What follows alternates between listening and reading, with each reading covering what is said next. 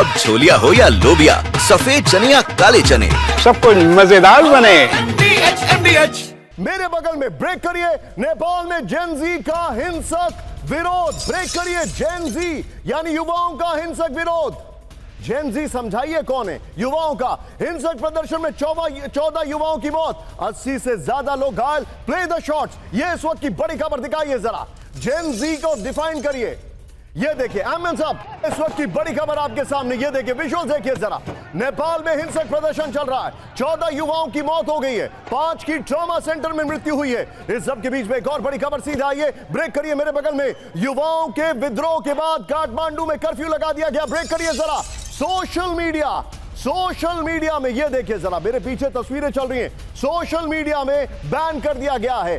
छात्र भड़क गए हैं। फेसबुक, इंस्टाग्राम, यूट्यूब पर बैन का विरोध चल रहा है। ये इस वक्त की बड़ी खबर। ब्रेकिंग और short, play it on. Manish Jha के पास में आने वाला हूं। इस वक्त की बड़ी खबर आपके सामने। ये देखिए जरा, हैरान करने वाली वीडियो की बड़ी खबर मैं आपको दिखा रहा हूं। ये देखिए नेपाल में। मैं सीधे चलूंगा, दोनों ब्रेकिंग, दोनों शॉट लीजिए मेरे साथ। मेरे वो सहयोगी इस वक्त जुड़ चुके हैं। सीधे आइए जरा। बिन्नी शर्मा, नेपाल के बहुत सीनियर जर्नलिस्ट। आपको याद होगा आज से कई साल पहले जो नेपाल में एक बहुत दुखद घटना हुई थी, रॉयल किलिंग, बिन्नी ने उसको ब्रेक किया था सबसे पहले। बिन्नी मेरे साथ हैं। Binny, thank you very much for joining. मैं आपसे ये जानना चाहूंगा, अभी इस वक्त नेपाल के क्या हालात हैं? चीजें एकदम से आउट ऑफ कंट्रोल हो गई। नेपाल के हालात अभी भी जो है बिल्कुल हालात बिल्कुल काबू में नहीं है। कर्फ्यू लगाने के बावजूद भी जो जिस पॉइंट पे राष्ट्रपति भवन, बालवाटार, महाराजगंज, जहां जिस सिंगा दरबार एरिया में कर्फ्यू हो, लेकिन बाकी एरिया में जहां कर्फ्यू नहीं है, और बानेश्वर जहां पे पार्लियामेंट है, वहां अभी भी हजारों की संख्या में युवक वहां पर अभी डटे हुए हैं। उनकी एक ही मांग है, उनका एक ही कहना है कि हमारी जो आवाज है वो आप बंद नहीं कर सकते हैं। हमारी जो आज़ादी है उसको आप बंद नहीं कर सकते हैं।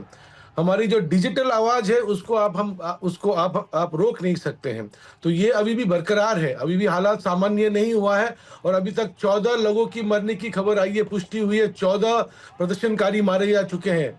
तो ये बहुत ही नाजुक हालात है निशांत इस वक्त यहाँ पे। आप जो बता रहे हैं बिन्नी, मैं आपके पास वापस आ रहा हूं। मनीष के पास में आ रहा हूं। इस वक्त एक और बड़ी खबर लेके मेरे बगल में। ब्रेक करिए। इस वक्त की बड़ी खबर, नेपाल की संसद में प्रदर्शनकारियों की तोड़फोड़। ब्रेक करिए जरा, दिखाइए। प्रदर्शनकारियों ने संसद का गेट तोड़ा। बड़ी खबर, संसद परिसर में घुसे कई प्रदर्शनकारी। ये इस वक्त की बड़ी खबर। ब्रेकिंग और शॉर्ट, प्ले इट ऑन, दिखाइए जरा। ब्रेक करिए जरा, देखिए जरा पर। ये देखिए, तीनों ब्रेकिंग, तीनों शॉट दिखाइए जरा। तीनों ब्रेकिंग, तीनों शॉट। विजय, हम 3 ब्रेकिंग, 3 शॉट और 4 विंडो पर चार्ट करेंगे। ये देखिए जरा, तीनों ब्रेकिंग, तीनों शॉट। मनीष के पास में चलूंगा पहले 3 ब्रेकिंग, 3 शॉट पर, और 4 विंडो पे मैं वापस बिन्नी के पास जाऊंगा। मनीष, ये बताइए, अभी इस वक्त जब हम बात कर रहे हैं, क्या नेपाल में चीजों को कंट्रोल किया गया है या फिर ये चीज और स्प्रेड आउट हो रही है? क्योंकि जानकारी आ रही है कि और शहरों में भी स्प्रेड आउट हो रही है। देखिए, जब हम प्रदर्शनकारी की बात कर रहे हैं तो बच्चे हैं वो, मतलब 20 साल से भी कम उम्र के बच्चे हैं। मेरी उम्र से आधी उम्र के लड़के हैं जो कि इस वक्त प्रदर्शनकारी के तौर पर नेपाल की सरकार को चुनौती दे रहे हैं, और उसके ऊपर में बुलेट से आप गोलियां चला रहे हैं वो। और आज सोचिए कि ट्रॉमा सेंटर में जो अभी 5 बच्चे मारे गए हैं, और अभी 10 और बच्चे हैं जिनके सर में, जिनके छाती में गोलियां लगी है। तो ऐसी स्थिति में कैजुअलिटी जो अभी 14 बताई जा रही है, ये बढ़ सकती है। 100 से अधिक घायल हैं। जिस तरीके से पुलिस ने इस प्रदर्शन को कुचलने के लिए गोलियां चलाई, जिस तरीके से सख्ती बढ़ती है, ये नहीं होना चाहिए था। बच्चों की मांग कोई ऐसी नहीं है कि वो बेवजह की मांग कर रहे हैं। पहली बात तो यही है कि अचानक इस तरह का फैसला लिया गया। केपी शर्मा ओली अभी बीजिंग से लौट कर आए हैं, थिएनमेन स्क्वायर से, ठीक उसी जगह पर जहां पर चीन की सरकार ने स्टूडेंट के ऊपर में टैंक चला दिया था। शायद वहां से कुछ सीख कर आए और उन्होंने उसको काठमांडू में अपना लिया। जो बताने चिंताजनक है, वहां पर बच्चे, अपने दर्शकों को बताना चाहूंगा, 15 से लेकर 40 साल की उम्र में नेपाल में करीब 43%, 42.6 या 7% आबादी है और ये बच्चे जो हैं इस वक्त वहां पर सड़कों पर निकले हैं। बच्चे बल्कि मैं कहूंगा ये युवा हैं, जेन जी ने कहा जाता है, जो 2000 बाद की पैदाइश है, इसीलिए इनको जेन जी कहा जाता है। 90s के आसपास शायद मिलेनियल्स होते हैं और जी जो हैं जेन जी, उनको साल 2000 बाद की पैदाइश कहा जाता है। सीधे मैं चलूंगा, एक यहां पर 4 विंडो दिखाइए जरा हमारे दर्शकों को। ये इस वक्त की बड़ी खबर आ रही है, नेपाल में जेन जी का विरोध, ये देखिए विद्रोह, काठमांडू में हिंसक प्रदर्शन, सोशल मीडिया बैन का विरोध चल रहा है। ने बल का प्रयोग किया है।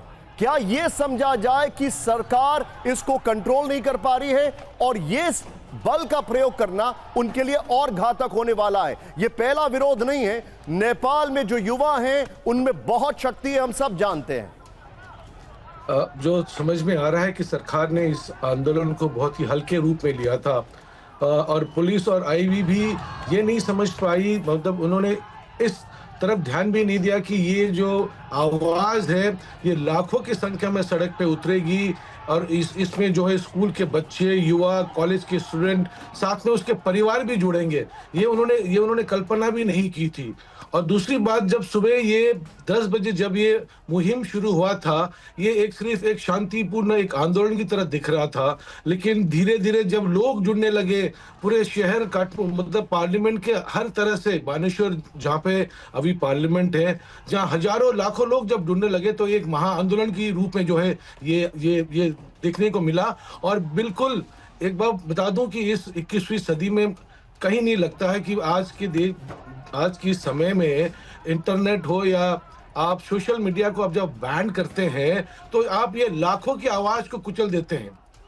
आप जो बता रहे बिनी, इस सदी में बिल्कुल भी, और ओली जी हमेशा ये करते आए, वो अपनी मनमानी, अब किसी भी चीज पे किसी भी फैसला लेने से पहले उन्होंने किसी से कभी भी मुझे लगता नहीं बात की है। आपको और जानकारी मैं आपकी जो बात है बिनी, मैं इसको आगे लेके जा रहा हूं। आप जो बता रहे हैं, मेरे साथ 2 और मेहमान जुड़ चुके हैं, जनरल के सिन्हा और ambassador Singhal. Sir welcome. Sorry मैं आपको थोड़ा सा इंतजार करा रहा हूं, लेकिन ग्राफिक्स पर आइए और मैं चाहूंगा सीधे आइए विजय। और ग्राफिक्स के साथ सारी ब्रेकिंग्स हम बगल में जब डिस्कशन करेंगे तो सारी ब्रेकिंग्स बगल में चलाते रहेंगे। ये देखिए, अब विजुअल्स चेंज करते रहिएगा। नेपाल में सत्ता के खिलाफ विद्रोह, काठमांडू में जेन जी यानी कि वो करीब जो 2000 के बाद पैदा हुए, साल 2000 के बाद, उनका हिंसक प्रदर्शन है। नेपाल के कई और शहरों में युवाओं का प्रदर्शन चल रहा है। सोशल मीडिया पर बैन से बढ़ के छात्र, 26 सोशल मीडिया प्लेटफॉर्म को बंद करने का आदेश है। नेपाली संसद के पास 10 से 15 हजार प्रदर्शनकारी हैं। नेपाली सेंट्रल सेक्रेटरिएट के पास जेन जी प्रदर्शनकारी हैं। पुलिस ने प्रदर्शनकारियों पर बल प्रयोग किया है। 14 लोगों की मौत हो गई है। नेपाली संसद समेत काठमांडू के कई इलाकों में कर्फ्यू है। इस सब के बीच में एक और बड़ी खबर, मेरे बगल में, ब्रेक करिए जरा, सीधे आइए। नेपाल में विद्रोह के पीछे चीन वर्सेस अमेरिका, ब्रेक करिए जरा। नेपाल में अमेरिकी सोशल मीडिया बैन, नेपाल में चीन की सोशल मीडिया एक्टिव, चीन के बढ़ते प्रभुत्व से अमेरिका परेशान, संभव है नेपाली युवाओं को यूएस का समर्थन है। ब्रेकिंग और शॉर्ट प्ले करिए जरा, यह इस वक्त की बड़ी खबर।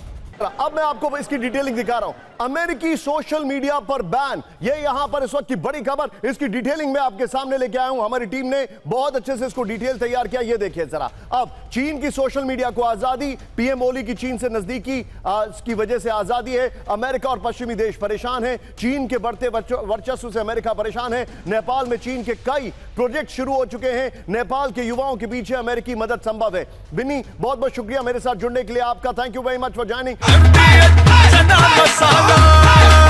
अब छोलिया हो या लोबिया, सफेद चने या काले चने, सब कुछ मजेदार बने।